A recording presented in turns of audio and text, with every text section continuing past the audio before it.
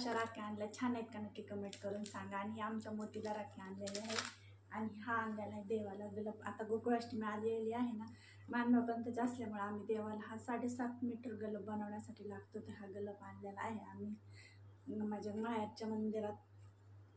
आणि हा आणलेला आहे आमच्या घरच्या मंदिरामध्ये ठेवण्यासाठी. हा साचा आणलेला आहे मी लाडू बनवण्यासाठी. एकसारखे असे लाडू बनतात. आणि ही अशी पिशवी आणलेली आहे, मला कुठं जायचं झालं.